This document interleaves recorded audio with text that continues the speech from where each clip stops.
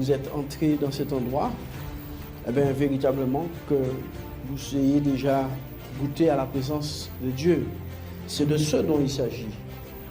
Il s'agit non pas de ma présence, il s'agit non pas de votre présence, il s'agit de la présence du Seigneur. Ce matin, je vais nous porter un message de la part de Dieu, ok?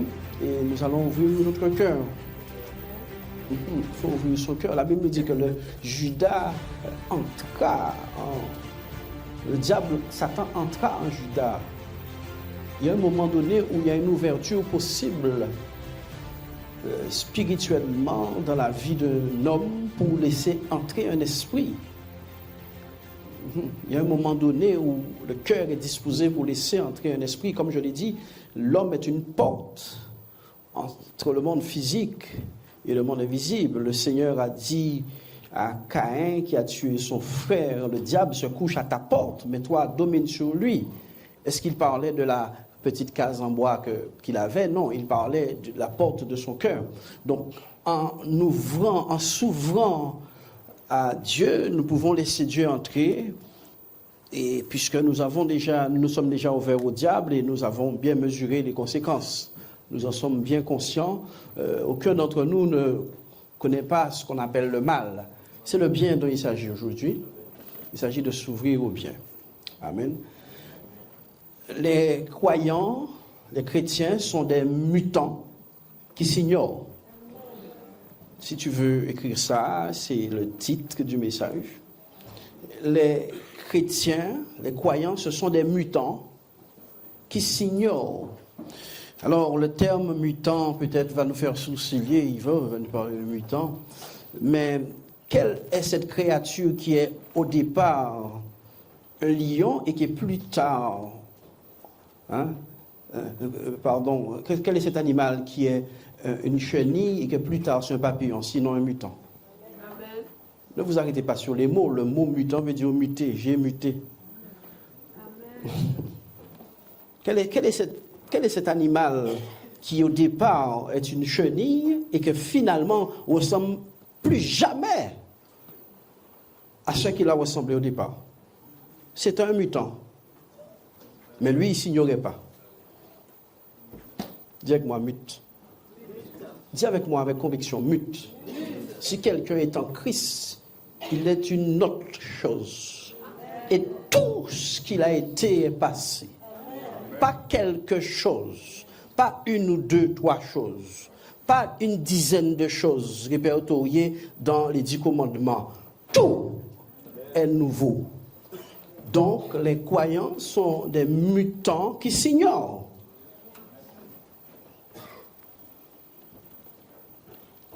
Amen. Nous allons voir aujourd'hui, toucher à cela, et nous verrons aussi, si Dieu permet, dimanche prochain, comment muter. Aujourd'hui, nous allons toucher quelques points sur cette mutation, cette transformation à laquelle nous sommes appelés. La Bible nous dit que vous avez été appelés à quoi?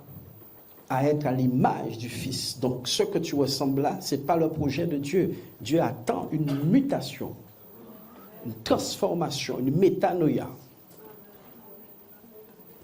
Alléluia. Lisez avec moi dans le livre de Romains, au chapitre 8 et au verset 18. J'estime que les souffrances du temps présent ne sauraient être comparées à la gloire qui sera révélée pour nous. L'apôtre Paul a mesuré à un certain moment les souffrances du temps présent et a comparé cette souffrance avec la gloire qui va être révélée. Il y a une fonction dans cet apôtre, dans cet homme de Dieu, qui lui permettait de mesurer, n'est-ce pas, les souffrances qu'il vive maintenant et ce qui vient. C'est pour cela que toute personne qui fait du sport, n'est-ce pas, peut anticiper et déjà se voir champion du monde parce qu'il sait que les souffrances des entraînements équivaut à être au sommet de l'estrade, au sommet du podium, et il ne prend pas en compte les souffrances à cause de l'objectif bien visible. Les chrétiens peuvent atteindre leur but quand l'objectif est bien visible. Manque de visibilité de l'objectif, la souffrance devient un labeur, quelque chose dans laquelle nous restons pendant longtemps et que nous nous plaignons de la souffrance. Mais Paul, dans son épître, a bien dit que nous devrions nous armer de cette pensée que si Christ a souffert, nous aussi, nous devons nous préparer à souffrir à cause de l'évangile qui va nous imposer au travers des hommes certaines restrictions et certaines actions produites par la parole de Dieu agissant en nous. Donc il faut bien comprendre que la souffrance, c'est un passage obligatoire pour toute mutation. La chenille qui se rampait, qui se traînait là, bien qu'elle allait lentement, elle arrivait à se déplacer ça et là. Mais dans la phase de transition, quand elle était sous forme de cocon, il y avait un inconfort que vous ne pouvez même pas imaginer.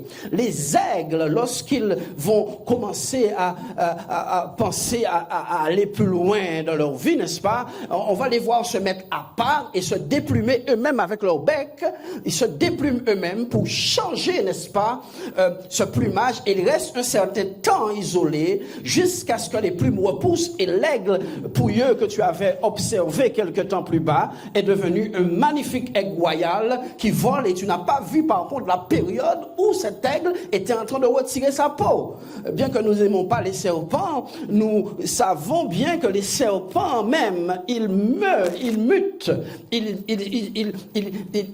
c'est ça, mue. Il mue, et la peau qui n'est plus valable est trouvée quelque part là. Et nous voyons un magnifique serpent avec des écailles bien luisants, mais il y a une période où cet état luisant n'était pas présent. C'est pour cela que le serpent ne se plaint pas du moment, n'est-ce pas, où il est dans cette phase de transformation. C'est une obligation, sa gloire en dépend, sa force en dépend. Et un grand nombre d'animaux ont cette phase de mutation.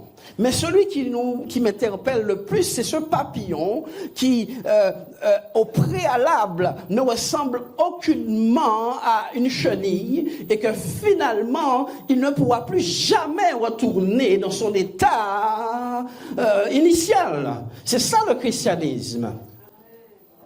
Plus jamais. Plus jamais. L'aigle, bon. Mais la chenille, plus jamais, elle ne sera...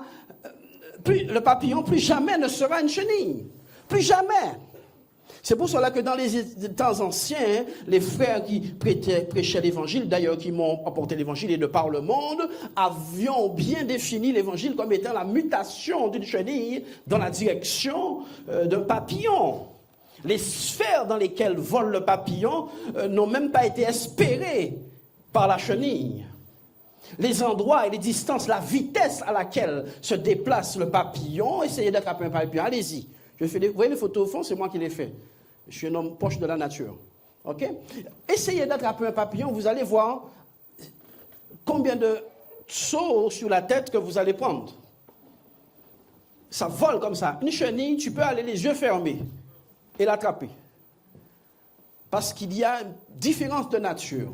C'est ici que Dieu attend les croyants, de quel que soit l'horizon qu'il soit, quel que soit l'âge que tu as en Christ.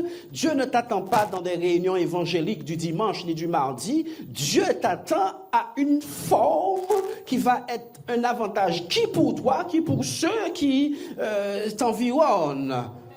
Les chenilles, en général, ce sont, n'est-ce pas, des animaux, n'est-ce pas, nuisibles qui mangent les feuilles des arbres et tout. C'est pas la bête la plus, n'est-ce pas? Ok, mais le papillon est sur les cartes postales. Vous voyez, il y a des chenilles sur les cartes postales. Moi, j'ai vu photographier des chenilles ici. Il n'y a pas de chenilles, d'accord? Par contre, il y a un beau papillon. Hein. Dieu aime les belles choses, n'est-ce pas? Dieu aime les belles choses. Dieu, donc, a placé notre dans la zone où tous ceux qui veulent vivre l'évangile comme l'évangile a été transmis doivent être prêts à la transformation.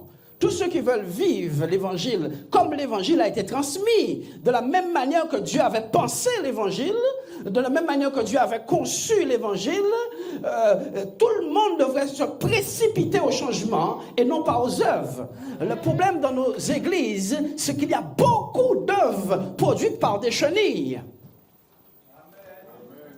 On mange les feuilles des arbres. Il y a beaucoup d'œuvres produites par des chenilles. Et malheureusement, nous comprenons, nous voyons. Tu sais, la chenille, à un moment donné, sans avoir étudié chenillologie, non? Je n'ai pas utilisé ça, étudié.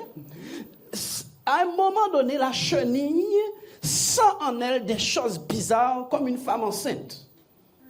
Je n'ai jamais encore été enceinte, je ne sais pas exactement.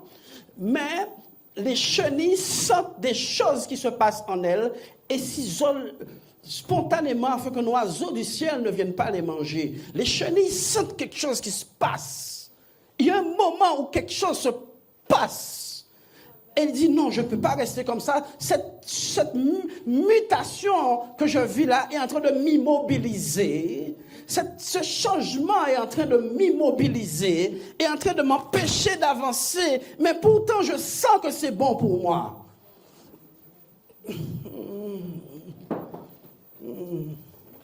Je sens que ça me freine et je ne ressemble plus à cette chenille, je ne comprends rien, je deviens tout noir. Un cocon est en train de se former, il immobilise la chenille plus qu'elle était déjà immobilisée par sa lenteur. Mais à un moment donné, on ne voit plus du tout rien de cette chenille. Elle est fermée dans un cocon. Elle est fermée dans un cocon et une transformation invisible se produit.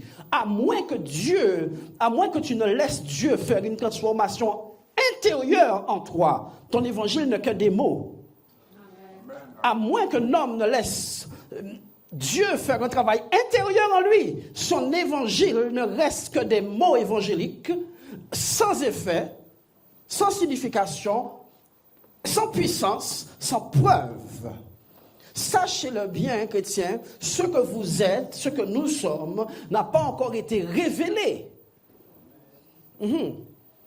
Ce que nous sommes n'a pas encore été révélé. Lorsqu'une personne commence à donner des droits à Dieu sur ce qui se passe au-dedans de lui, c'est comme s'il donnait des droits à Dieu sur ce qui se passe autour de lui. La personne qui donne à Dieu des droits sur ce qui se passe au-dedans de lui, donne aussi à Dieu directement des droits sur ce qui se passe autour de lui, ses finances, sa vie spirituelle, sa vie de sanctification, sa marche avec Dieu, sa santé, ses enfants. Il donne des droits parce que Dieu n'est pas dans la zone du visible, mais de l'invisible. Donc, quand je donne maintenant des droits à Dieu de ce qui se passe au-dedans de moi, je suis en train d'ouvrir ma vie à Dieu lui-même et à être potentiellement un véhicule, un porteur de Dieu, quelqu'un qui pourra vivre Dieu et transmettre Dieu. Lorsque nous sommes fâchés, nous vivons la colère et nous transmettons la colère. Est-ce que vous me comprenez? Donc le côté mal a une certaine fonction, le bien a la même fonction. C'est ce que j'accumule en moi qui sort de moi. C'est ce que j'accumule, dites-le avec moi, c'est ce que j'accumule en moi qui sort de moi. Vous n'avez jamais bu un café, je ne sais pas moi, quelque chose, et que vous voyez que la chose parfois se transpire, vous sentez votre transpiration a été imprégnée de la chose. À qui c'est déjà arrivé? Je pensais que j'étais un humain, c'est étrange, moi. Oui. Tu te dis, mais c'est ça, c'est comme ça, c'est ce que tu as ingurgité. L'eau n'a pas d'odeur a priori. Donc, il faut comprendre le plan de Dieu pour tous ceux qu'on appelle les croyants. C'est une nouvelle créature. Pas aller à l'église. Aller à l'église, tout le monde sait le faire. L'impudique, c'est aller à l'église. Le menteur, c'est aller à l'église. L'adultère, c'est aller à l'église. Le voleur, c'est aller à l'église. Le tricheur, c'est aller à l'église. Et vous pouvez nommer la liste bien longue. Tout le monde sait aller à l'église. Le catholique sait aller à l'église. Les baptistes savent aller à l'église. Les adventistes savent aller à l'église. Tout le monde sait aller à l'église. Tout le monde ne sait pas laisser Dieu faire une œuvre en lui. Et l'évangile ne consiste pas en ce que nous faisons pour Dieu. Ça veut dire que nous sommes capables.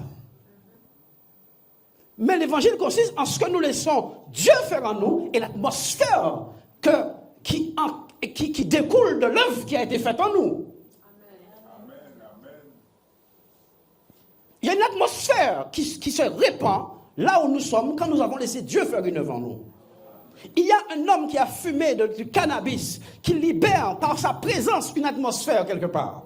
Du fait qu'il entre dans la salle, tout de suite, la suspicion, la peur, la crainte est libérée de par l'esprit qu'il nourrit tous les jours dans les bois ou dans sa chambre. Il se nourrit de cannabis, n'est-ce pas? Et la finalité, c'est qu'il est une machine ambulante d'un esprit qu'il répand partout où il va. Il répand sa nature, il répand l'élément dans lequel il s'est abreuvé partout où il va.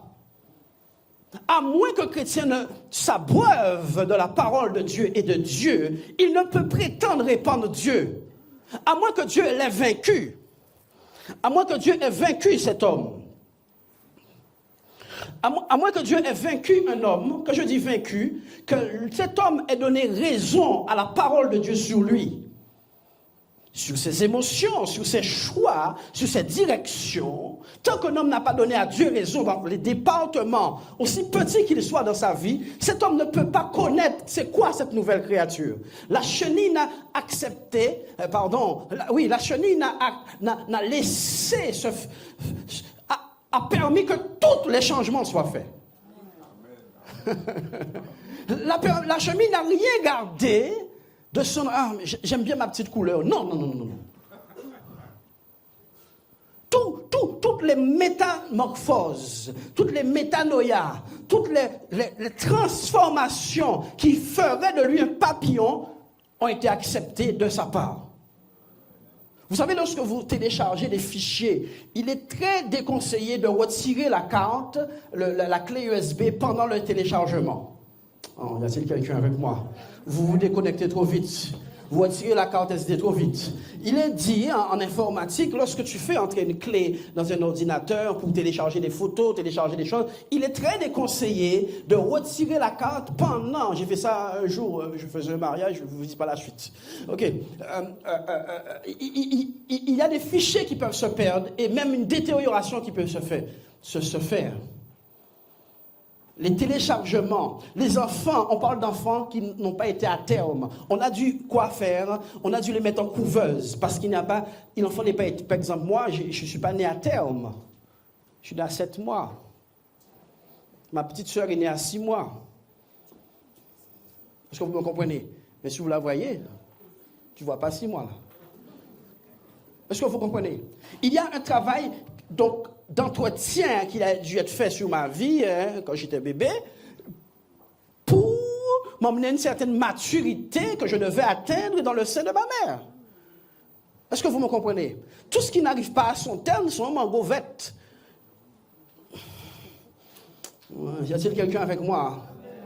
Les mangues doivent être mûres pour être consommées. Dès que les raisins, vous avez déjà acheté des raisins qui ne sont pas encore bien mûrs, qu'est-ce qui se passe avec vos dents? Ils sont agacés. Donc, les processus pour être bénéfiques doivent aller jusqu'à leur terme. Qui est dans un processus avec Jésus ici? La chose doit aller jusqu'à son terme. Et ce n'est pas Jésus qui le fait, c'est toi qui donnes des droits à Jésus de le faire en toi. Quand nous allons consulter les Écritures, nous verrons constamment la condition de l'homme et la condition de Dieu, Dieu qui appelle l'homme au changement. C'est tout. J'estime que les souffrances du temps présent ne sauraient être comparées à la gloire à venir qui sera révélée pour nous. Aussi la création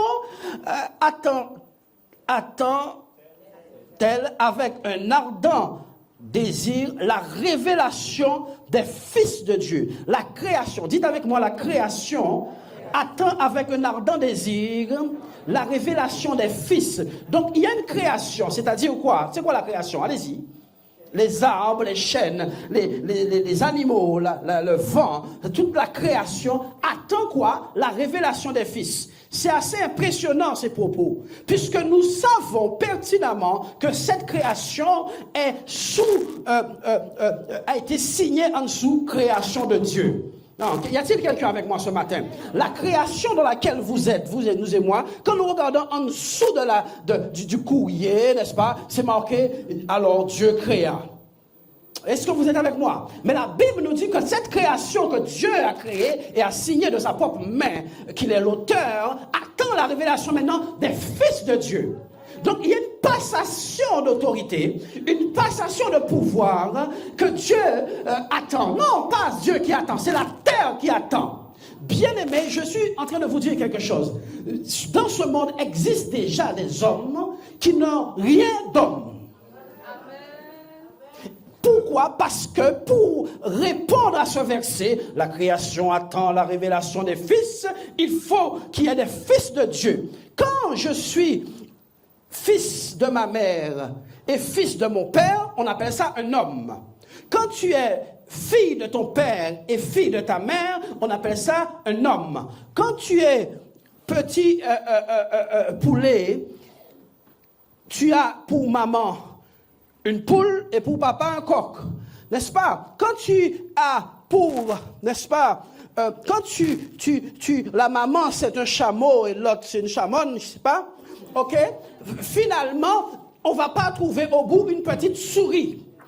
Pour que tu puisses être fils de Dieu, il faut que tu aies un père qui dépose une semence pour enfanter une créature de la même nature que lui. Donnez gloire à Dieu. Oui. On ne devient pas fils de Dieu parce qu'on va à l'église et parce qu'on est baptisé.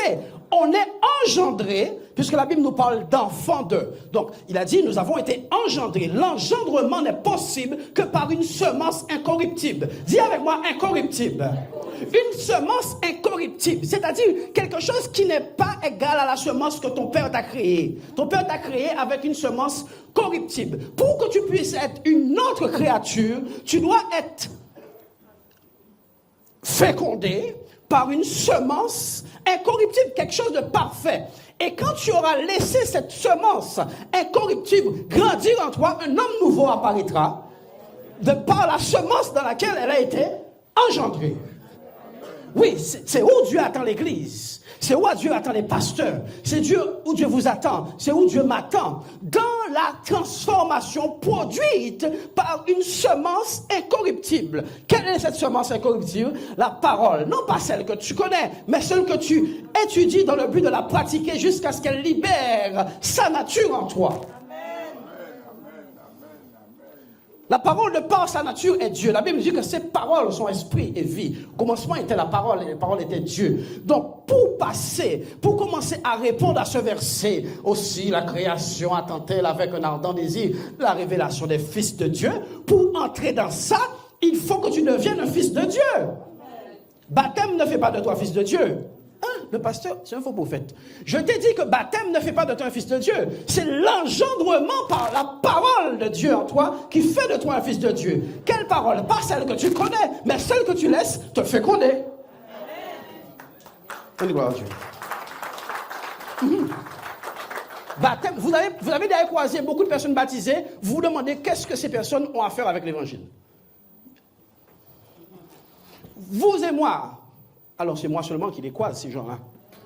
Vous ne vous êtes pas encore croisés et vous dites, mais moi, je mérite de me reconvertir.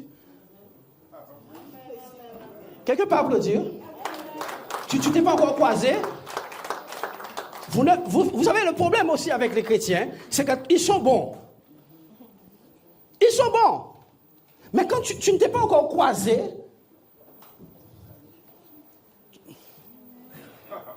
vous pouvez croiser avec les deux rangs. Tu n'es pas encore croisé avec ton inconsistance. Tu n'es pas encore croisé avec ta méchanceté. Tu ne t'es pas encore croisé Et c'est quand tu te croises, tu te dis, c'est pas Jésus ça. S'il y a quelqu'un comme ça ici, s'il y a quelqu'un qui aime sa nature, reste à aimer ta chenille, mangeur d'arbres professionnel, dévastateur de champs, lenteur morbide, couleur attractive et projet infernal. On détruit la forêt, bien que nous soyons avec de belles couleurs. Venez écouter-moi prêcher. Ah! Nouvelle créature. La création aussi attend avec, commande, un ardent désir. C'est-à-dire, à l'heure où je vous parle, les plantes attendent. Le chlordécone qui est dans notre terre, là, attend que quelqu'un ait suffisamment d'autorité. Je ne comprends pas l'église, je ne comprends pas l'église. Je vous ai dit que le chlordécone qui est dans la terre attend qu'il y ait un homme qui ait suffisamment de foi et d'autorité pour censurer cette chose en tant que fils de Dieu. En tant que fils de Dieu. C'est ça l'évangile. De toute manière, ce que tu ne crois pas, tu ne le verras jamais. C'est seulement ce que tu crois que tu vois. Oui, c'est celui qui croit qui voit. C'est pas celui qui voit qui croit. Le principe de la foi, c'est de croire et de voir après. C'est pas de voir pour croire. Ça, c'est la famille à Thomas. L'évangile, dis moi l'évangile. La création attend, avec un ardent désir, la révélation des fils de Dieu. Il y a une attente de la terre. La terre attend que des gens viennent la restaurer. Les gens, la terre attend. Si tu crois dans la Bible, crois dans tout ce qui est écrit, hein, d'accord? Si tu crois dans la Bible, crois dans tout ce qui est écrit. Il y a un pasteur qui allait faire un baptême là-bas. Et finalement, les crocodiles sont en train de faire petite planche, grosse planche, crawl. Ils font toutes sortes de nages dans la rivière. Il a dit, moi, j'ai pas de temps à perdre. Au nom de Jésus-Christ, retournez sur la rive. Bon, entrez, baptisez-vous. Les chrétiens ont dit, moi, je vous laisse là. Baptisez-vous. Il a baptisé les gens. Il dit, quoi, il a les mecs? Robin.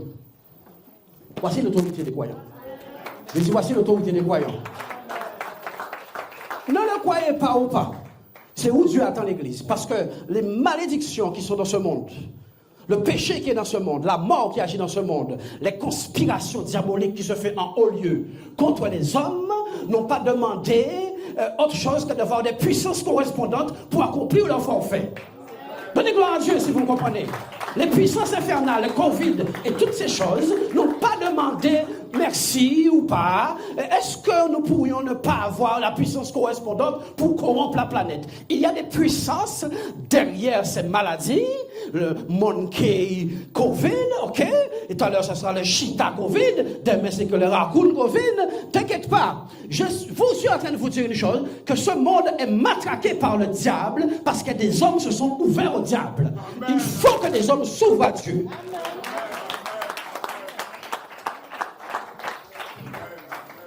Il faut que les hommes s'ouvrent à Dieu. C'est pas avec notre évangile qu'on ne fera rien. Depuis tant d'années, vous n'avez pas vu que ça ne marche pas? Oui. Aussi, la création attend-elle avec un ardent désir. La terre est comme ça. Jusqu'à quand? Jusqu'à quand? On veut un fils de Dieu. On veut un fils de Dieu pour nous restaurer. Avec un ardent désir, la révélation des fils de Dieu. Verset suivant. Enfin, on continue en fait, on continue.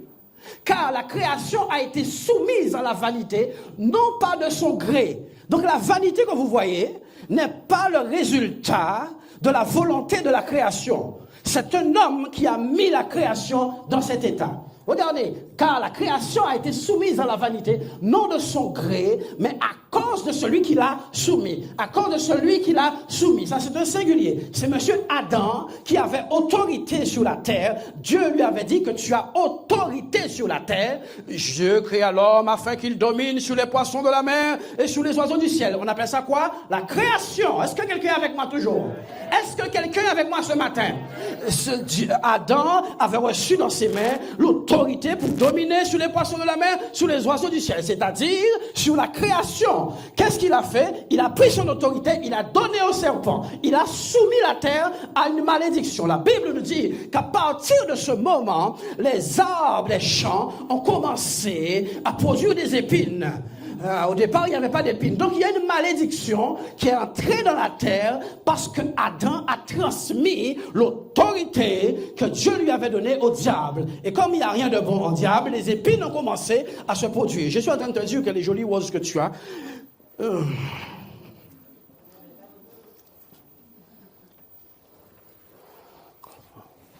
Alléluia. Donc, il faut bien comprendre la pensée de Dieu concernant l'Église. Comprendre la pensée de Dieu concernant l'héritage des croyants. Ce n'est pas l'histoire d'aller à l'église le mardi et tout. Tout le monde sait faire ça, je t'ai dit. Mais tout le monde n'est pas représentatif. Or, c'est une représentation fidèle que Dieu veut. Dieu veut une représentation fidèle de ses enfants. Je t'ai dit qu'un chien fait un chien. Et quand tu vois la petite chose là, c'est un petit chien. Quand tu es fils de Dieu, tu dois arrêter de ressembler à un homme. J'ai dit quand tu es fils de Dieu, tu dois arrêter de ressembler à un homme. J'ai dit quand tu es fils de Dieu, tu dois cesser de ressembler à un homme. J'ai dit lorsque vous êtes fils de Dieu, vous devez arrêter de ressembler à un homme. C'est soit vous ressemblez à votre papa, soit vous ressemblez à Dieu. Faites un choix ce matin. C'est soit tu restes sous la semence corruptible de tes parents, qui a traîné des lignées de malédiction depuis la nuit des temps, ou soit tu sors de cela, et tu passes en nouvelle créature, en mode high-tech, en mode 4x4, tu commences à transcender, hello, par la puissance de Dieu et la semence de Dieu qui agit en toi. Arrête avec tes histoires, nous dans notre famille, on ne se laisse pas marcher dessus. Bien Dieu...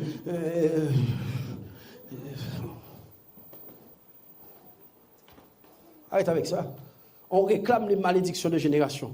Vous ne vous rendez pas compte? Moi, dans la famille, même si en l'évangile, je ne vais pas marcher si moi. Ok, malédiction de génération. Il y a quelqu'un qui a tué quelqu'un à cause de cette parole que tu as dit, dans ta famille. Il ne peut pas laisser Mamoun marcher ici, et tu as il fait 40 ans. Et toi, tu réclames ça. Moi, dans ma famille, la famille est telle, nous-mêmes, nous ne pouvons pas laisser marcher sur nous. Malédiction de génération. La puissance consiste non pas à laisser nos pulsions naturelles agir, mais la puissance consiste à laisser la puissance de Dieu dominer nos pulsions naturelles et que Dieu agisse par nous. Laisser tes pulsions naturelles aller, ça c'est facile. Les assujettir, ça c'est fort. Placez-vous dans les gens forts. Je dis, placez-vous dans les gens forts. Positionnez-vous parmi les gens qui sont forts. Continuons sur ce même verset. Car avec l'espérance qu'elle aussi sera affranchie de la servitude. La terre attend d'être affranchie de la servitude. Elle aussi. Dites avec moi, elle aussi. Elle parle de qui en haut, puisqu'elle dit elle aussi? Qui? De nous. Puisqu'il est dit elle aussi attend sa rédemption. Qui a été racheté préalablement? Chrétiens, réagissez. C'est nous qui avons été rachetés, mais elle aussi, elle attend sa part. Lisez, c'est simplement écrit, avec l'espérance qu'elle aussi sera affranchie de la servitude, de la corruption, pour avoir part à la liberté et la gloire de qui? Des enfants de Dieu. Donnez gloire à Dieu. Elle veut avoir part à la liberté des enfants de Dieu. La terre veut avoir part à la liberté des enfants de Dieu. Dis-le avec moi, la terre veut avoir part à la liberté des enfants de Dieu. Il ne peut pas y avoir de liberté pour la terre tant qu'il n'y a pas d'enfant de Dieu libre. J'ai dit qu'il ne peut pas y avoir de terre libérée tant qu'il n'y a pas d'enfant de Dieu libre. Je le dis encore, il ne peut pas y avoir de terre libérée tant qu'il n'y a pas d'enfant de Dieu libre. Elle veut participer à la liberté des enfants de Dieu. Donc pendant que nous sommes en train de nous pavaner, n'est-ce pas? Nous, la terre est en train de dire, ouais, vous vous pavanez, et nous alors? Et nous voulons notre part dans cette affaire. Dieu vous a donné le relais en tant que fils de Dieu. Si quelqu'un comprend, qu'il puisse dire amen. Si quelqu'un comprend, qu'il dise amen. Arrêtez d'être foi chrétien. Réagissez. Alléluia.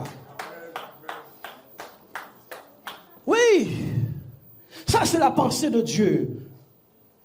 La terre attend la révélation des fils. Dieu n'attend pas que les évangéliques se lèvent, ni que les baptistes se lèvent. J'ai rien contre les baptistes et les évangéliques. Moi-même, je suis évangélique. Mais c'est parce que Dieu attend.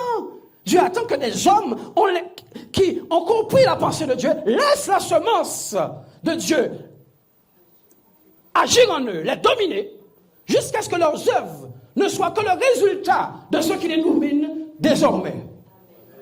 Jusqu'à ce que leurs actions deviennent le résultat de ce qui les domine désormais. Nous sortons de la domination de Satan pour passer à l'esclavage en Christ. Ah, il parle d'esclavage. La Bible dit que désormais, après avoir été esclave du péché, vous êtes devenus maintenant esclaves de Christ. Qui veut l'évangile sans esclavage? Qui est cette personne qui veut l'évangile, mais ne veut pas l'esclavage que réclame l'évangile? Laissez-moi prêcher la parole de Dieu telle qu'elle est ce matin. Qui veut l'évangile sans l'esclavage que réclame l'évangile? Romains chapitre 6 déclare, après avoir été esclave du péché, vous êtes devenus maintenant esclaves de Christ par choix. Tu as choisi d'entrer dans les chaînes de l'évangile. Le choix.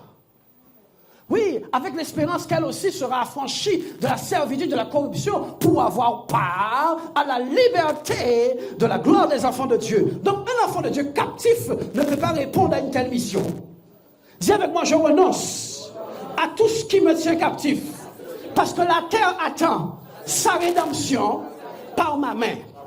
Dis avec moi, la terre attend sa rédemption par ma main. Je renonce à tout ce qui me tient captif, car je suis l'antidote de cette terre prévue par Dieu. Tout ce qui me tient captif est l'obstacle majeur à ma mission glorieuse.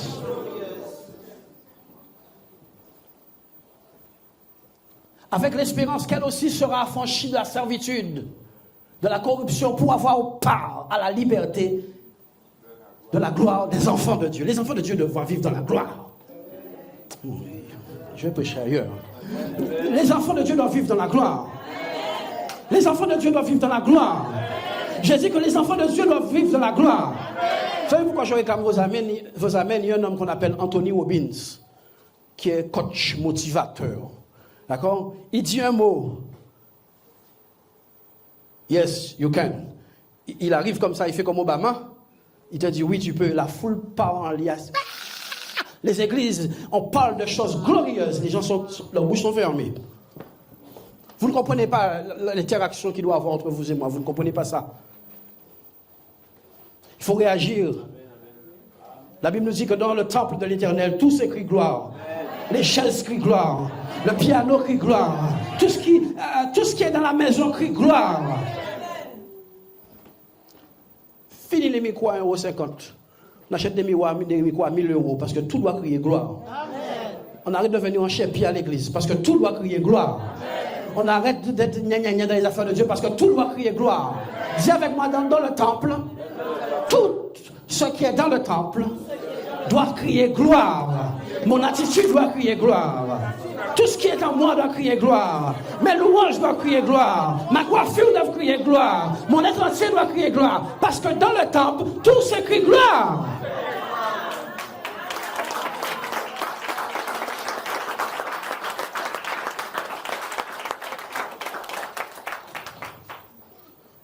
Dieu m'a chargé pour vous charger. Mais si vous me laissez le petit bouchon là, tu sais, sur l'appareil, un petit bouchon, et le truc USB là, mais il faut retirer le bouchon.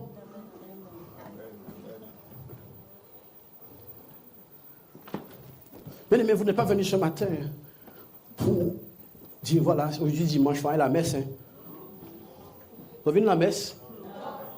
Là-bas ici, là-bas, en ville.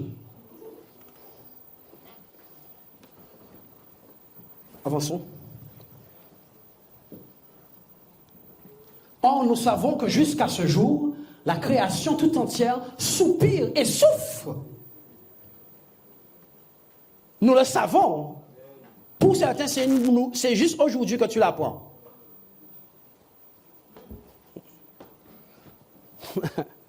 certains, c'est juste ce matin que tu attends que la terre attend sur toi. Tu as déjà 20 ans d'évangile derrière toi. Mais c'est ce matin que tu sais que la terre attend sur toi.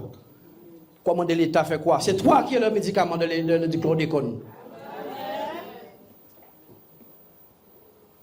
Quand tu ne sais pas qui tu essaies de te trouver une identité dans les gens.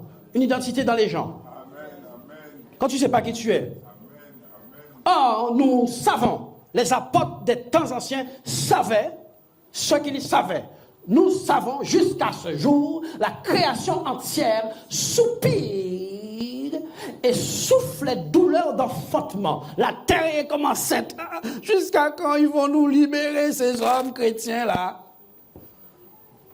Pour libérer la terre, il faut être un mutant. C'est pas grave si vous dites pas Amen. Je vais prêcher à un endroit, je vous ai dit. Validez ce que vous entendez qui parle à vos cœurs. Jusqu'à quand ces hommes vont nous faire souffrir de leur état de chenille? Mais oui, c'est des chenilles qui mangent la terre. Quelqu'un est parti. C'est des chenilles qui bouffent les arbres des champs. Le Fils de Dieu restaure les arbres des champs. Il taille pour les émonder, qu'ils portent davantage de fruits. Hello. Les vrais fils, ce sont des restaurateurs de champs, pas des bouffeurs de feuilles. Arrête de manger les feuilles des arbres, des champs. Allons-y.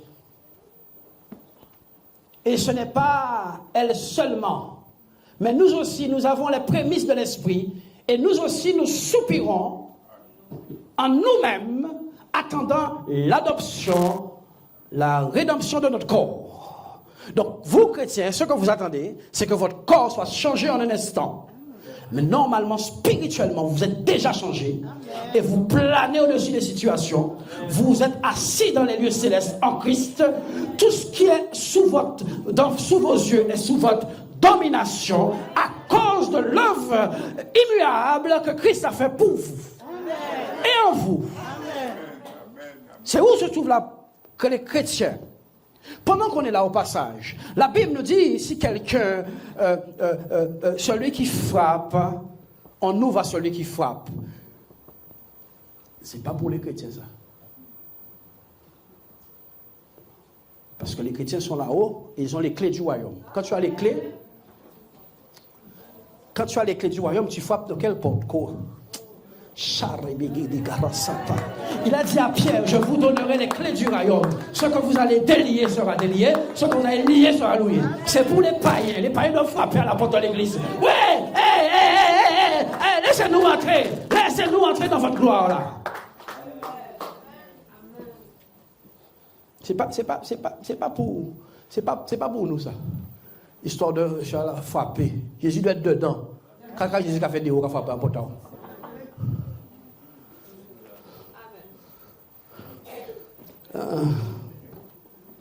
C'est quoi le problème là? C'est quelqu'un qui frappe, on nous va celui qui frappe. Celui qui donne, on nous reçoit. T'as pas encore reçu? Tout n'est pas encore accompli? C'est votre position qui fait que vous fonctionnez comme vous fonctionnez là. Vous ne comprenez pas où vous êtes. Amen.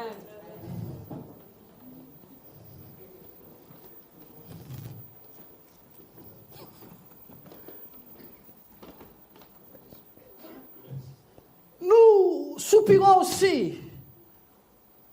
Et nous attendons simplement la rédemption de notre corps. Uniquement la rédemption de notre corps. Tournez vos Bibles avec moi dans le livre de 2 Corinthiens, chapitre 5 et le verset 17. Si quelqu'un est en Christ, il est une nouvelle créature. Dites-le avec moi. Si quelqu'un est en Christ, qui connaît ce verset? Avant que je le lise. Qui le connaissait? Levez la main. D'accord. Bon, maintenant, présente-moi l'ancienne créature. Vas-y.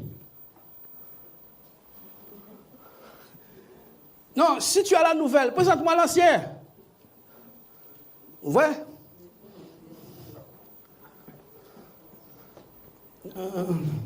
Qui a des chaussures chez elle qu'elle ne met plus, mais la chaussure est chez elle? Qui a quelqu'un qui est comme ça? Les chaussures sont chez toi, mais tu ne les mets plus. Tu peux aller chercher chez toi et me la présenter. Et tu me montres tes nouvelles chaussures rouges. D'accord? D'accord? Tu me montres tes nouvelles chaussures rouges. Donc, quand on parle de nouvelle créature, tu dois savoir où tu as planqué l'ancienne. À la quoi le vieil homme. Pourquoi vous marchez avec cette chose toujours? Le vieil homme.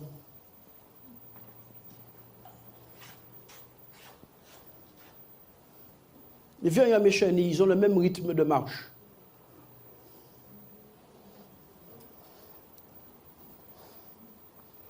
Si quelqu'un est en Christ, il a une nouvelle créature. J'entends quelqu'un sur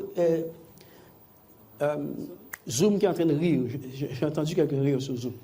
Ok. Si quelqu'un est en Christ, il est une nouvelle créature. Les choses anciennes sont passées et toutes choses sont devenues nouvelles. Être en Christ, tout, dis avec moi, tout, comme la chenille, est passé. Tout. Qui est en Christ? D'accord. Si quelqu'un est en Christ, les choses anciennes sont passées. Il ne mange plus les mêmes choses. Le mal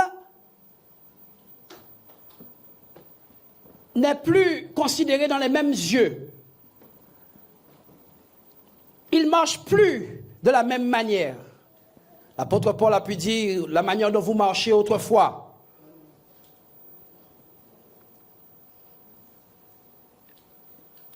Ses sens sont nouveaux.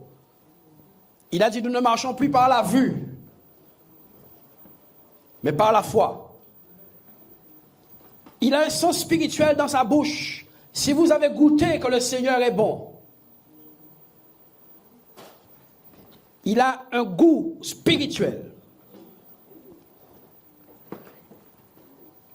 Il a des capacités qu'il n'a jamais eues, car Dieu l'a positionné comme un fils de Dieu, déclarant sur tous les croyants, tout est possible à celui qui croit. Amen. Les enfants de Dieu sont positionnés dans des capacités qu'ils n'ont jamais eues. Et pas seulement dans des capacités que seul Dieu peut communiquer. Ça, c'est l'héritage normal de la nouvelle créature. Elle ne rend plus comme une chenille, elle vole ça et là.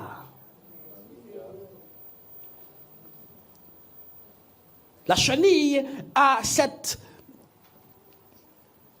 ce poids sur elle, où n'importe quel oiseau, à n'importe quel moment, peut l'attraper. Parce qu'elle n'a pas de vitesse. L'apôtre Paul a dit, désormais, vous ne devriez point avoir de la lenteur, mais du zèle. Arrivez-vous, à discerner de quelle nouvelle créature dont je parle? Celle qui remplit la parole de Dieu de par sa conformité dans sa vie.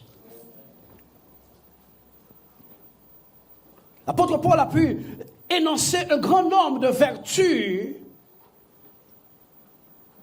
qui se trouvent dans la nouvelle créature. La nouvelle créature, tout ce qu'elle demande, elle le reçoit. Pourvu qu'elle la demande dans la volonté de Dieu.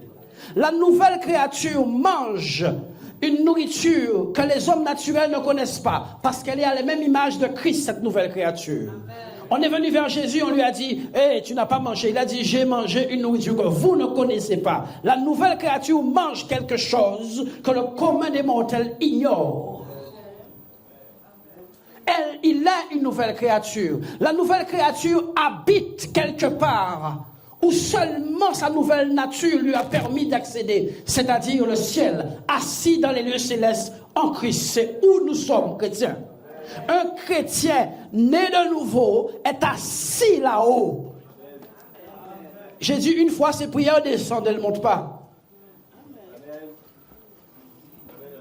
Quelqu'un n'est pas avec moi. J'ai dit que quand tu es assis dans les lieux célestes, tes prières, elles font quoi? Elles descendent ou elles montent? D'accord. Les anciennes créatures, leurs prières montent. Les nouvelles, elles descendent. Ils prient du haut de leur nouvelle position et de leur nouvelle demeure. Les nouvelles créatures prient du haut de leur nouvelle demeure. Ils prient ayant déjà à côté de tous les résultats. Il faut qu'on détache les choses et lâche avec le système de l'attraction terrestre. Quelqu'un est parti. Un montgolfière, il faut délester pour que ça monte. Une fusée, il faut mettre de la puissance pour que ça monte.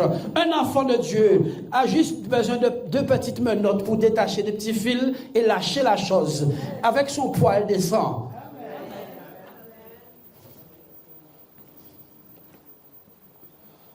Oui. Il ne s'agit pas de trucs évangéliques. Il s'agit de fils ou de filles de Dieu. Il s'agit de statut et non d'une pancarte. Un statut. C'est pas parce que tu mets la région Guadeloupe sur ta maison que ta maison c'est la préfecture.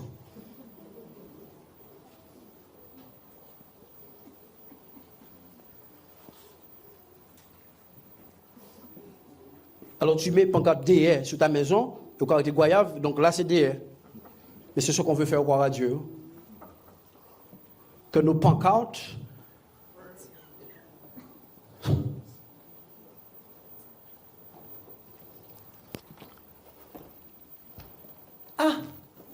la nouvelle créature. Pour Dieu, si quelqu'un est dans Christ, passe-moi ton foulard, s'il te plaît. Si quelqu'un est dans Christ, merci. Si quelqu'un est en Christ, donc quand tu es dans quelque chose, on ne voit pas toi, mais la chose dans laquelle tu es.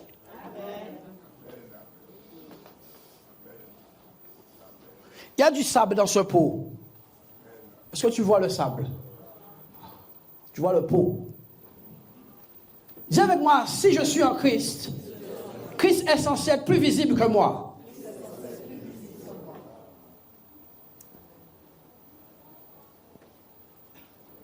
C'est pour tout à l'heure, merci. La l'onction. Quand tu es dans quelque chose, qu'est-ce qui est visible? Toi ou la chose? Je suis dans ma voiture, non, on voit ta petite tête qu'on voit à peine. On ne voit pas tes pieds, tes jambes. On vous voit trop, chrétien. Vous ne voyez pas que vous voyez, qu'on vous voit? Vous ne voyez pas que vous êtes visible à vos propres yeux, que les gens même vous voient en tant que vous-même? On a besoin de croiser Jésus. Ah, la terre a besoin de croiser Jésus. J'ai dit que quelqu'un dans la rue a besoin de croiser Jésus. Amen, amen.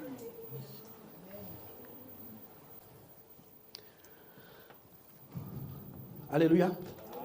Oui. C'est une nouvelle créature. Les choses sont passées. Il mange différemment. Il habite ailleurs. Il déplace plus vite. Dis que moi, il se déplace plus vite. Bon chenille. Chenille là qui prend 4 jours puis sortir de là à là. Papillon là qui fait en 10 secondes.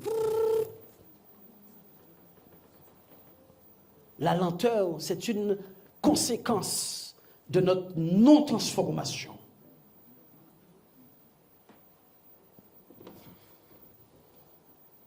Ayez du zèle et non de la paresse, dit le Seigneur. La Bible nous dit que nous devrions chercher Dieu avec diligence. Tu sais c'est quoi une diligence? Va regarder Lucky Luke.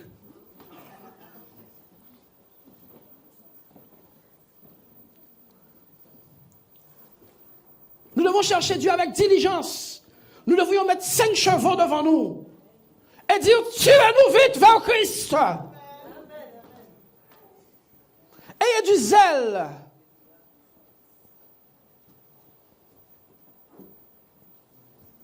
Le zèle, c'est la manifestation d'un désir présent et ardent. Dis avec moi, le zèle, C'est une manifestation extérieure d'un désir intérieur.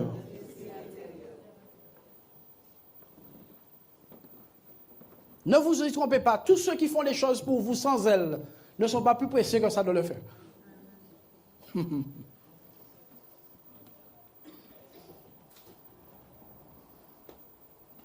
L'amour déclenche le zèle. La présence de l'amour, c'est l'évidence du zèle.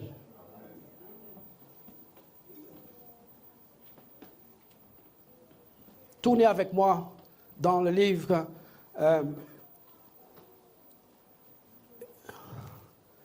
de Colossiens chapitre 3, Colossiens chapitre 3 et verset 1. Comment atteindre cette nouvelle créature, ce nouveau statut? À qui ça intéresse ce matin? À qui ça intéresse ce matin? Puisque je voulais dépeindre, comment l'attirer, comment le vivre? Comment vivre cette condition de nouvelle créature? C'est parce que tu n'es pas parfait que Dieu t'appelle.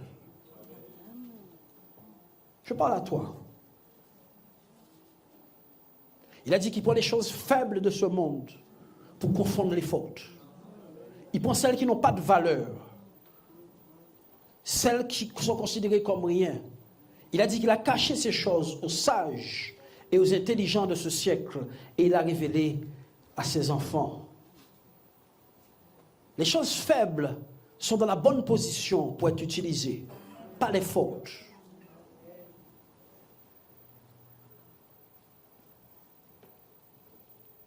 Ce qui est faible attend et dépend sur Dieu. Ce qui est fort dépend que sur lui-même.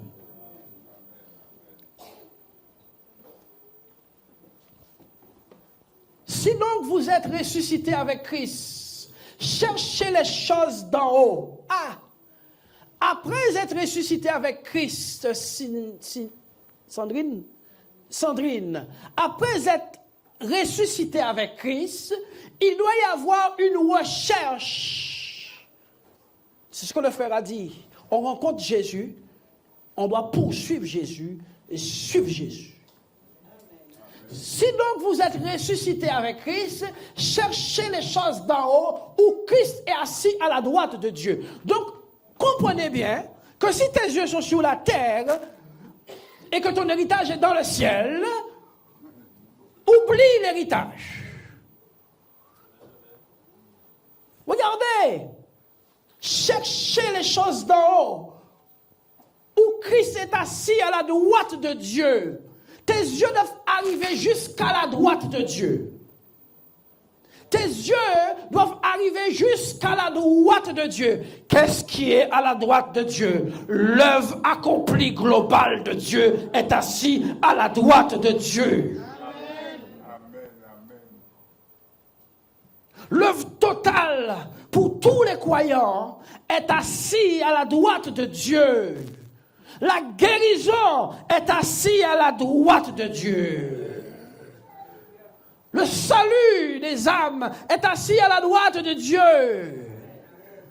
La délivrance de la famille est assise à la droite de Dieu. Mais si la chose reste sanglante et que tes yeux ne sont pas fixés à la droite de Dieu, ces choses ne se manifesteront jamais sur la terre. C'est parce que nos yeux sont sur nos familles qu'ils ne sont pas sauvés. Nos yeux doivent être sur Christ. Amen. Et Christ fera l'œuvre de les sauver par nous. Amen. Gloire à Dieu. Nos yeux sont sur nos enfants. Nos yeux ne sont pas fixés à l'endroit où il y a le secours. Nous ne sommes pas transformés à l'image de ce que nous observons, qui fait que quand nous arrivons dans le naturel, les problèmes financiers nous dominent, les problèmes de maladie nous dominent, les problèmes de manque de ceci nous dominent, parce que nos yeux sont en train d'observer nos problèmes. Mais la Bible nous dit dans le livre de Corinthiens, lorsque nous sommes tournés le regard vers lui, nous sommes transformés à la même image de ce que nous regardons. Plus tu fixes tes yeux sur l'échec, plus l'échec entre dans ton cœur.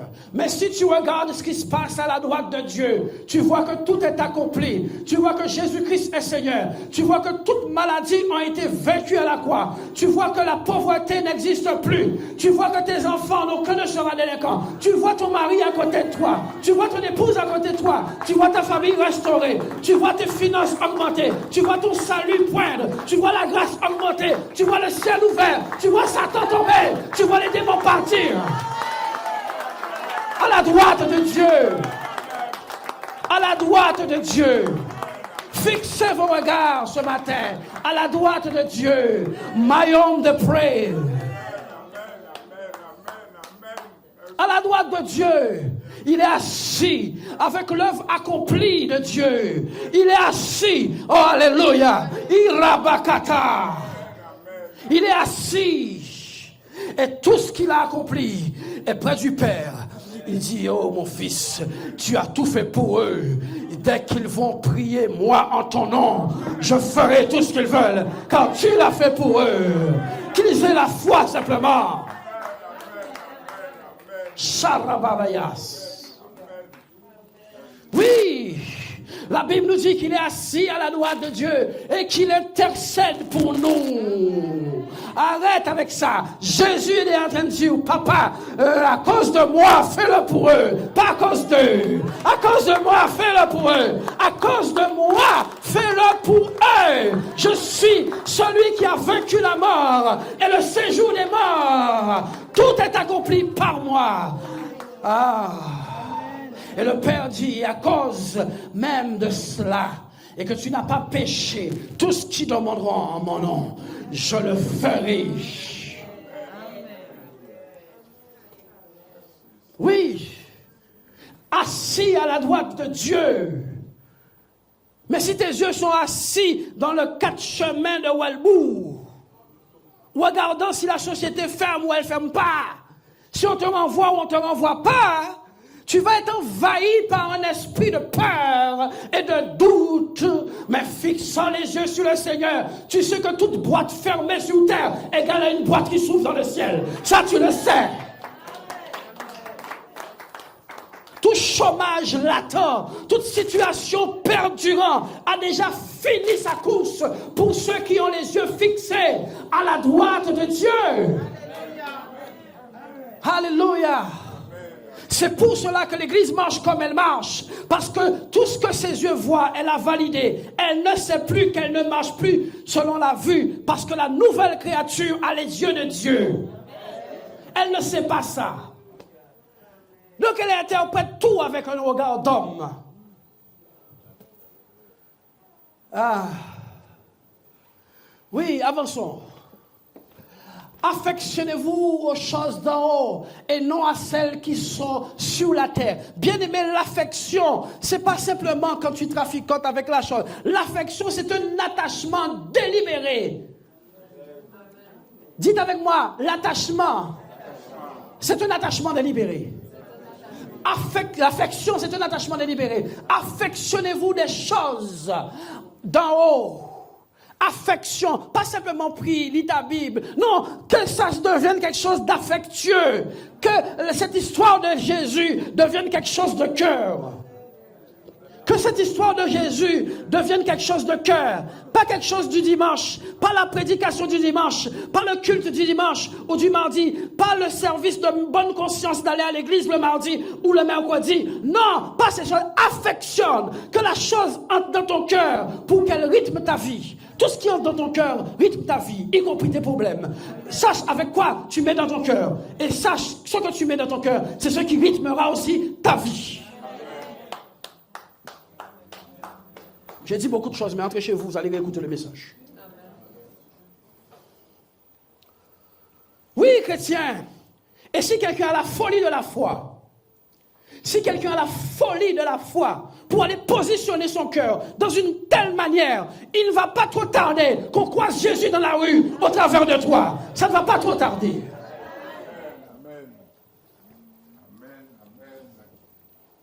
Amen. Alléluia. Ça ne va pas trop tarder. Quelqu'un ne peut pas devenir exactement avec la parole et qu'il passe inaperçu dans les rues de Dieu, dans les rues de la terre, pardon. Comment est-ce que tu fais pour être incarné de la parole et passer inaperçu, puisque cette parole est elle-même Dieu? Comment passes-tu inaperçu? Donc il y a un mensonge au milieu de nous qui consiste à dire avec nous et nous n'avons aucune capacité de le démontrer. Tous ceux qui ont diable savent démontrer leur diable.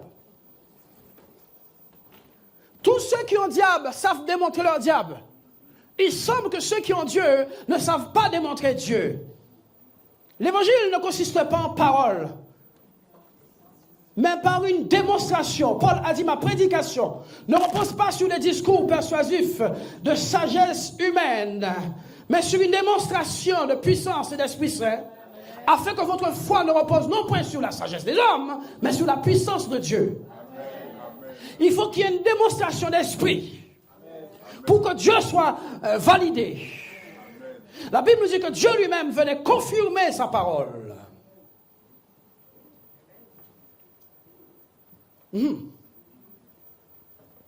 Oui, affectionnez-vous aux choses d'en haut et non à celles qui sont sur la terre. Allons-y, car vous êtes morts.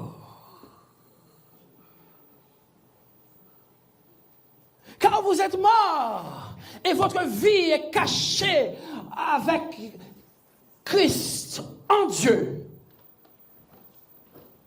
Tu as vu, on appelle ça une double nappage. Avec Christ, première couche, en Dieu. Pour qu'on puisse te trouver, on doit retirer Jésus, et après ça, retirer Dieu, et là tu apparais. Tu as déjà mangé des magnums, là, double nappage de chocolat. Est-ce que vous me comprenez? Vous êtes morts, chrétiens.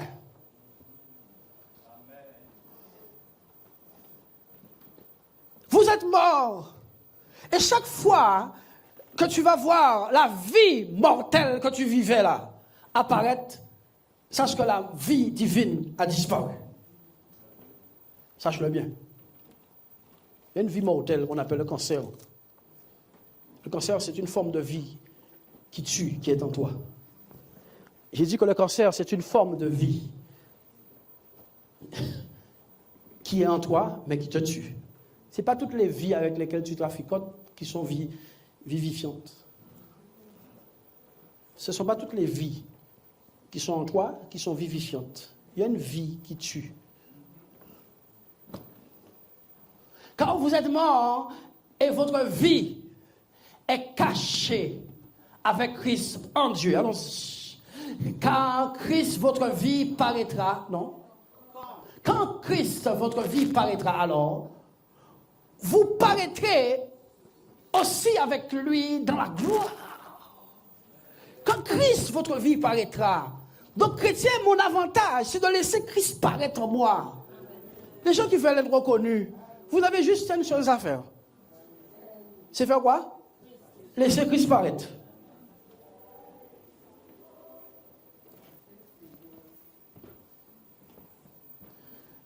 Les personnes qui veulent, on ne me reconnaît pas, on ne te reconnaît pas, deviens comme Christ, tu vas voir. Les gens qui se battent dans les églises, on ne me reconnaît pas. Deviens comme Christ, on va voir qui pasteur qui arrête. Le pasteur m'arrête, on ne me reconnaît pas dans mon ministère. Depuis quand quelqu'un qui marche avec la gloire est arrêtable? Depuis quand? Depuis quand arrête-t-on quelqu'un qui est transformé comme Christ? Qui est cet homme? Tu n'as pas vu qu'on a mis Pierre en prison pour l'arrêter? Les anges sont venus péter les barreaux.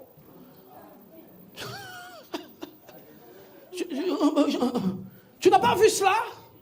Qu'on a mis Pierre en prison pour arrêter son ministère. Dieu a dit, depuis quand on touche aux gens qui sont devenus comme moi? Ouvrez les portes de cette prison.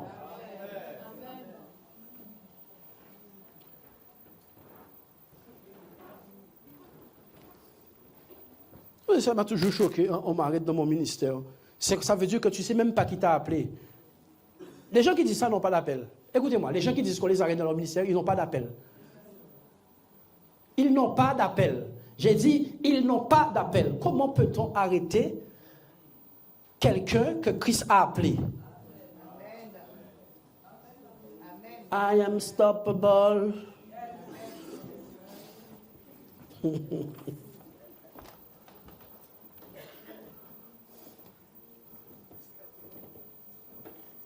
Oh. Ah, j'ai changé d'église, on m'arrête dans mon ministère. Change d'église.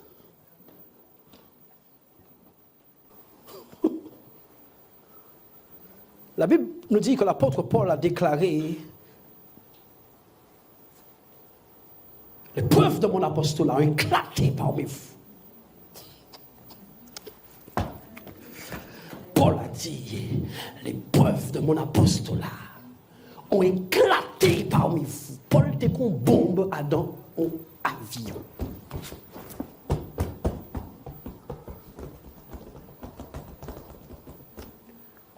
Pas ça.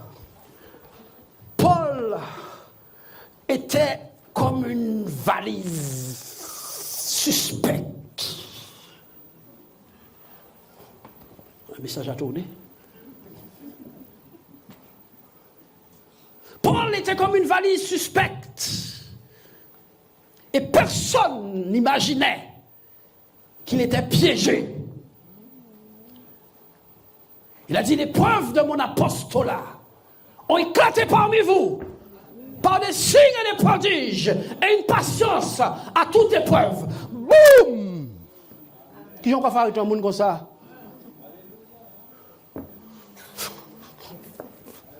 Comment tu fais pour arrêter quelqu'un comme ça? Les preuves de mon apostolat. Où sont les preuves de ton apostolat? Éclate! C'est tout, ne réclame pas. Les bombes ne disent pas, je suis une bombe. Hein? Il y a qu'à péter sur blum. Chaise pas là, en ouvre. Depuis quand bombe là a dit, I am a bomb.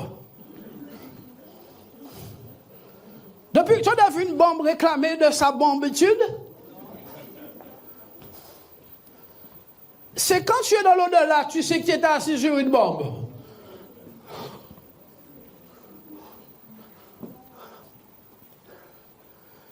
C'est pour cela, frère, dès que quelqu'un me dit, ouais, on m'a bloqué, tu me fais peur déjà.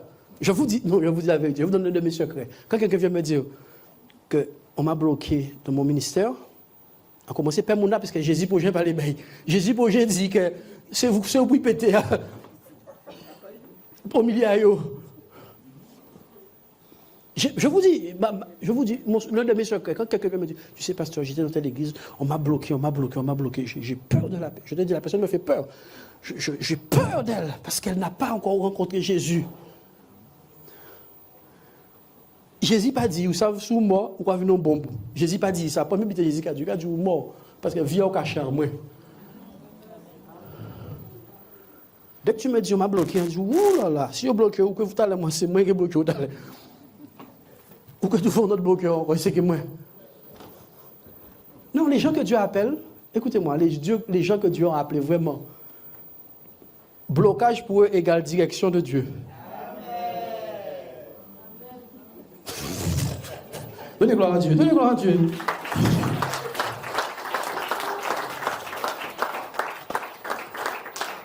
Bloqué. Pas ça vous faites pour être bloqué. Jésus même, il trouvait opposition contre sa personne. Tu regardez quelle opposition un tel homme a eu contre sa personne de la part des pécheurs. Qui tu es pour ne pas avoir d'opposition contre ta personne de la part des pécheurs? C'est ma prêché ce matin. Et tu es qui pour ne pas avoir de l'opposition contre ta personne, frère Marc? Sœur Galita, qui es-tu pour ne pas avoir de l'opposition contre ta personne de la part des pécheurs? Le disciple n'est pas plus grand que son maître. Mais tous les disciples qui sont accomplis seront comme son maître. Ils vont, comme leur maître, ils vont passer par le même chemin, la même école, le même diplôme, la même promotion. Et s'ils ont réussi les tests, ils auront la même note. Avançons. Faites donc mourir. Donc comment faire apparaître ce mutant en tuant des choses? Petit pâte à chenille là, raché. Ah, quelqu'un est parti. Vous aimez arracher les pattes des crabes.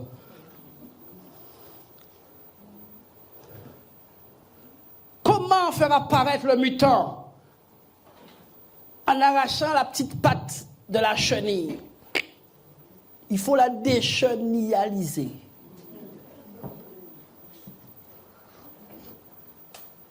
Nous voulons faire chenille et papillon en même temps.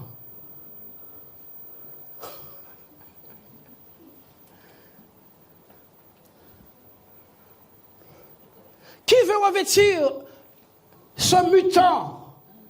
Tu dois faire mourir la clé dans le verset. Faites mourir quoi? Les membres, les actions du corps. Faites donc mourir les membres qui sont sur la terre. L'impudicité. Faites ça mourir en vous, de vous. Vous-même, prenez cette chose et tuez-la.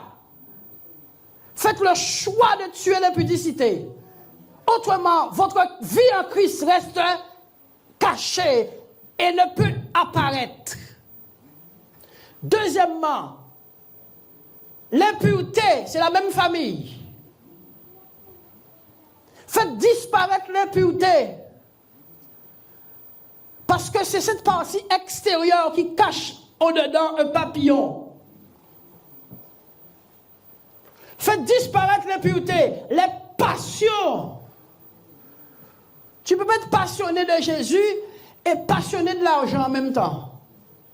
Il y a un qui va payer le prix fort, sans jeu de mots. Oui. Les mauvais désirs, faites ça mourir. Analyse le désir qui est en toi et fais-le mourir. Et la cupidité, c'est-à-dire l'amour de l'argent, fait mourir la cupidité, qui est une idolâtrie, fait mourir l'idolâtrie. Quand vous faites mourir ces choses, vous êtes en train de dire que vous n'êtes pas comme les autres humains. Parce que ce que nous venons de citer, c'est le partage de tous les autres humains. Si tu fais disparaître les choses naturelles qui sont en toi, automatiquement les choses spirituelles qui sont en toi apparaissent. La noix de coco, la noix de cajou, les noisettes, les pistaches, pois rouge, pois doux, pois tonne, pois noir, pois de bois. Hein? Pois noir. C'est ici. Tous ces pois-là, à moins que tu aies retiré la partie extérieure ou pas à consommer, vous mangez les cacahuètes, les pistaches avec le truc jaune qui est dessus. Vous êtes des ratons laveurs, oh.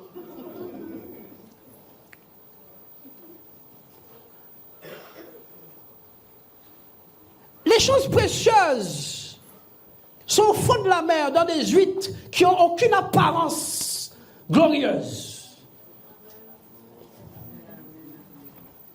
Les huîtres sont des sortes de paloudes très laides d'apparence. Et quand tu supprimes cette chose extérieure, sort une perle sans prix.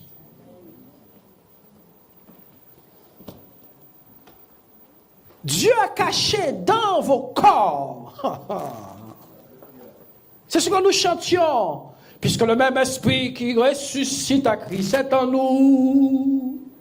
Est en nous.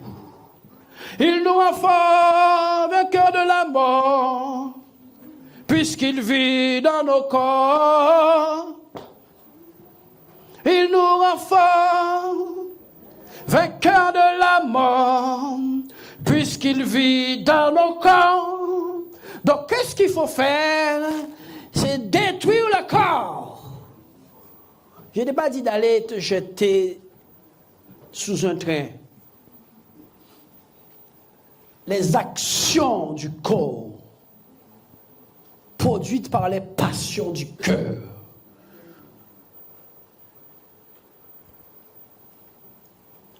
Allons-y.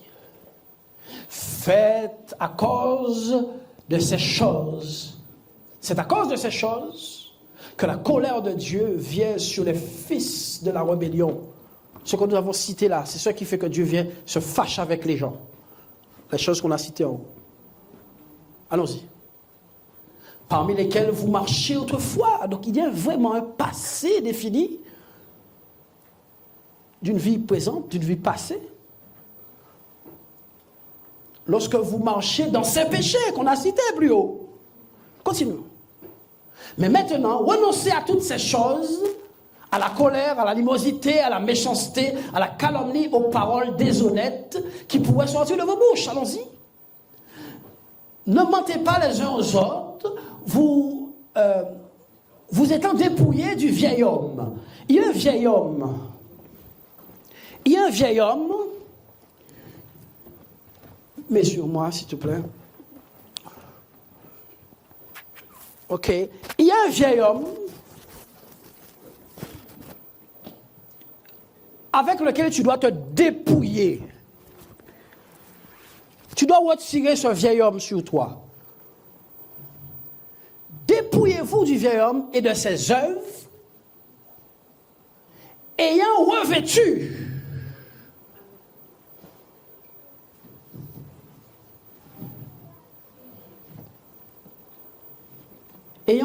quoi? L'homme nouveau qui se renouvelle dans la connaissance. Regardez-moi. Il se renouvelle dans quoi? Dans la connaissance. Pas de renouvellement quand tu ne connais pas la parole. Il se renouvelle dans la connaissance.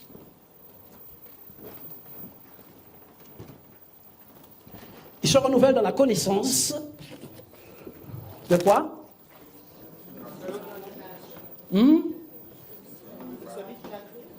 Il se renouvelle dans la connaissance selon l'image de celui qui l'a créé. Donc il y a un renouvellement qui va t'emmener à ressembler à celui qui t'a créé. Qui t'a créé? Qui t'a créé? Bon, donc maintenant, comment m'expliques-tu que tu es une nouvelle créature et qu'on ne croise pas Dieu dans la rue?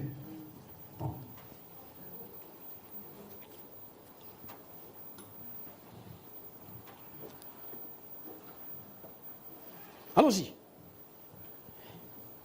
Il n'y a ici, ainsi, ni grec, ni juif, ni circoncis, ni incirconcis, ni barbare, ni chite, ni esclave, ni libre, mais Christ est tout en tous.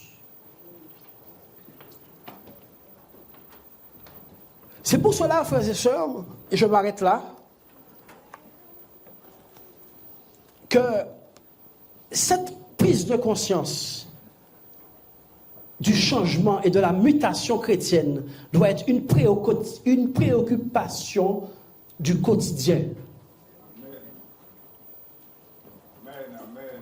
Ce que je vous ai dit ce matin n'est pas une prédication, c'est une direction. C'est une direction. Une direction de Dieu. Pour tous ceux qui veulent vivre leur christianisme, faire goûter à ce monde Dieu, pour faire goûter à ce monde Dieu, il faut être investi de Dieu. La création attend la révélation des fils. La création soupire après ce qu'un fils de Dieu marche sur terre. Fini de la religion sans non-sens. Fini de toute cette manie qui n'ont produit que désolation. Il est temps qu'on voit les fils de Dieu fouler cette terre. Que Dieu vous bénisse.